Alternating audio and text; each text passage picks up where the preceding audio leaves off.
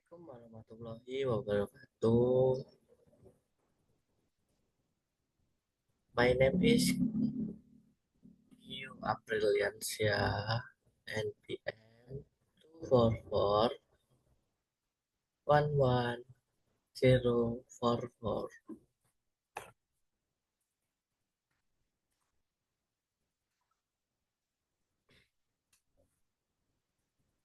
Good morning, everyone. Here I will explain briefly about 10 prinsip ekonomi mikro.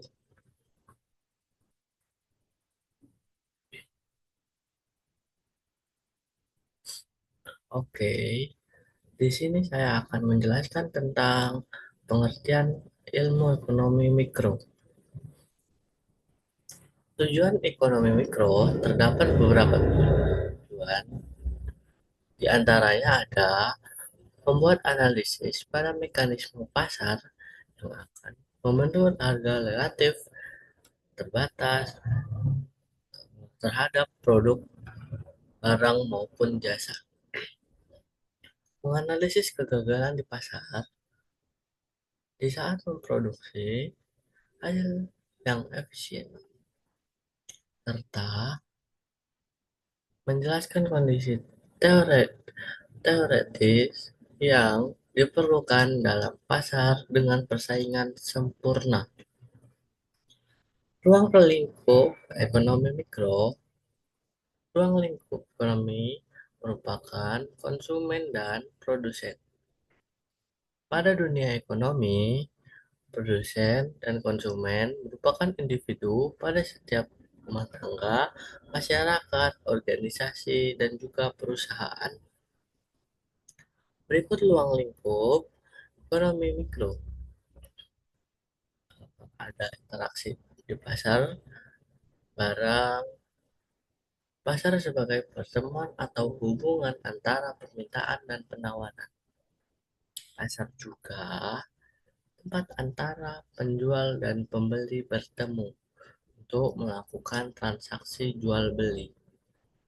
Perilaku penjual dan pembeli, baik penjual maupun pembeli, memiliki sifat yang rasional, di mana seorang penjual menginginkan adanya keuntungan yang maksimal, sedangkan seorang pembeli menginginkan kepuasan maksimal.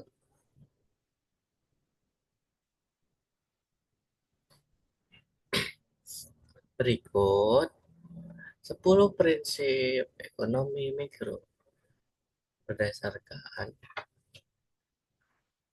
Gregory Mankiw. Yang pertama, keputusan berdasarkan trade-off. Apa sih trade-off? Pentingnya membuat pengorbanan dalam pengambilan keputusan atau trade-off merupakan salah satu aspek dari 10 prinsip ekonomi. Individu dihadapkan pada keharusan untuk mengorbankan sesuatu demi memperoleh yang lain. Sebagai contoh sederhana, pertimbangan antara nasi dan roti menjadi pilihan yang dihadapi. Di satu sisi, roti menawarkan varian rasa yang mengubah selera, sehingga menjadi pilihan utama. Namun, terdapat pengorbanan yang harus dilakukan, yaitu biaya yang lebih tinggi dibandingkan dengan membeli sebungkus nasi, dengan kata lain untuk meningkatkan kenikmatan roti yang lezat. Diperlukan pengorbanan dalam bentuk pengeluaran yang lebih besar dibandingkan dengan memilih sebungkus nasi.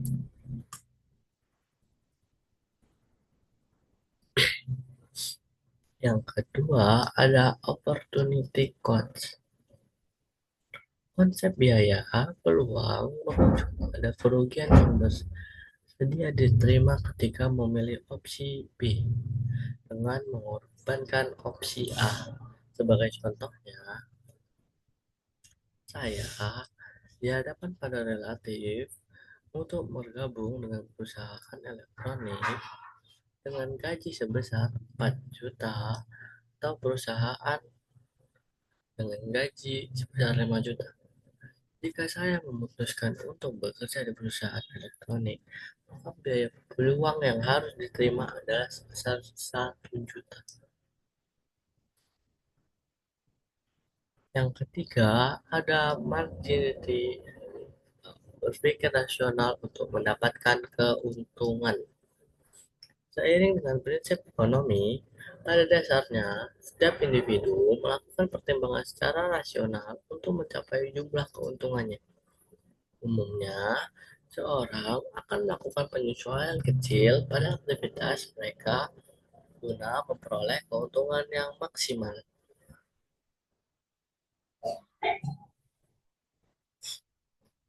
Contoh, contoh konkret dapat dilihat dari keputusan seseorang karyawan dalam memperpanjang masa kontrak kerjanya. Karyawan tersebut mengajukan perpanjang kontrak, maka dia akan mendapatkan keuntungan berupa promosi jabatan dan kenaikan gaji. Yang keempat ada aktivitas perdagangan menguntungkan pihak terlibat. Perdagangan internasional umumnya terjadi antara negara yang memiliki kemampuan untuk memproduksi jenis barang tertentu secara khusus yang mungkin tidak dapat diproduksi oleh negara lain.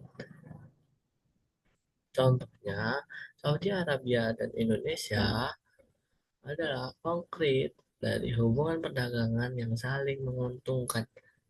Karena apa? Karena Indonesia memerlukan pasokan bahan bakar untuk memenuhi kebutuhan domestik. Sedangkan Saudi Arabia dikenal sebagai produsen utama bahan bakar. Oleh karena itu, tidak mengherankan jika Indonesia menjalin kerjasama terhadap Saudi Arabia, di mana keduanya sama-sama saling menguntungkan.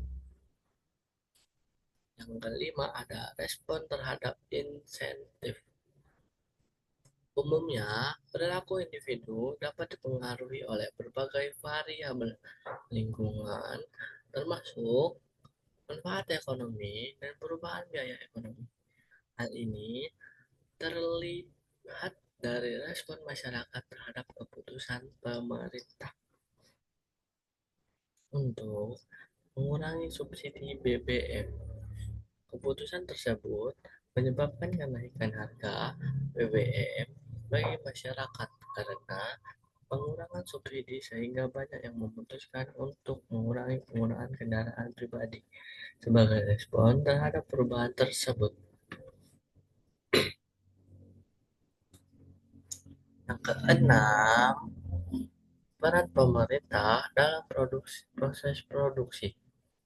Dalam beberapa situasi, terdapat pasar yang mengalami kegagalan dalam mendistribusikan sumber daya secara efisien, yang pada akhirnya mengakibatkan kegagalan pasar. Kondisi pasar semacam ini harus diatasi dengan tepat karena apa? Menjadi tanggung jawab pemerintah untuk menerapkan regulasi yang efektif. Salah satu pendekatannya adalah dengan mendukung proses produksi dari pasar sehingga baik penjual maupun pembeli dapat meraih keuntungan dan aktivitas ekonomi tetap berjalan dengan baik.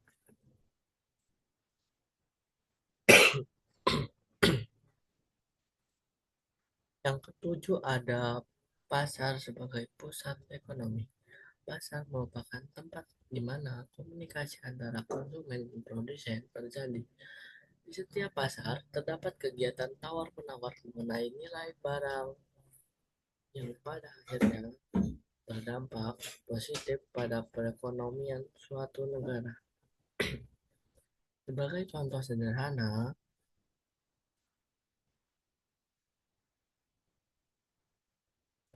Ketika seorang ibu rumah tangga membeli kebutuhan memasak di pasar, ia akan terlibat dalam proses tawar-menawar dengan penjual untuk mendapatkan harga yang dianggap lebih wajar.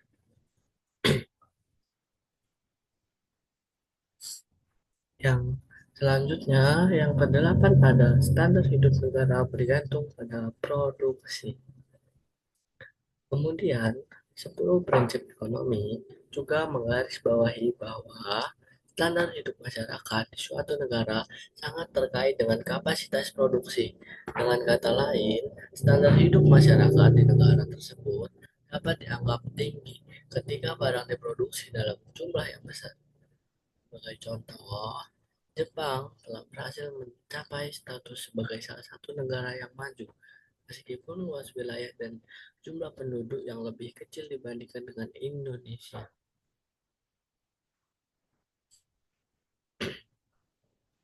Yang kesembilan ada trade-off antara pengangguran dan inflasi. Selain itu, 10 prinsip ekonomi juga menunjukkan bahwa peningkatan inflasi cenderung mengakibatkan penurunan tingkat pengangguran. Konsep ini sesuai dengan Phillips Curve, sebuah model ekonomi khusus yang mengilustrasikan hubungan yang berlawanan antara tingkat inflasi dan jumlah pengangguran. Meskipun demikian, fenomena ini hanya terjadi dalam jangka waktu yang singkat. Yang terakhir ada inflasi terjadi akibat terlalu banyak jumlah uang beredar. 10 prinsip ekonomi berikut membahas masalah inflasi. Sesuai dengan prinsip ekonomi, inflasi terjadi ketika jumlah uang yang beredar meningkat secara berlebihan yang kemudian mengakibatkan penurunan nilai mata uang. Sebagai contoh, apabila jumlah uang yang beredar di suatu negara terlalu besar, maka nilai yang beredar di suatu negara terlalu besar, maka nilai mata uangnya dapat menurun, yang pada gilirannya dapat menyebabkan kenaikan harga produk.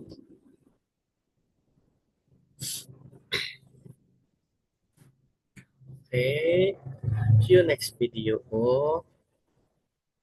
I give a Brilliant. Thank you.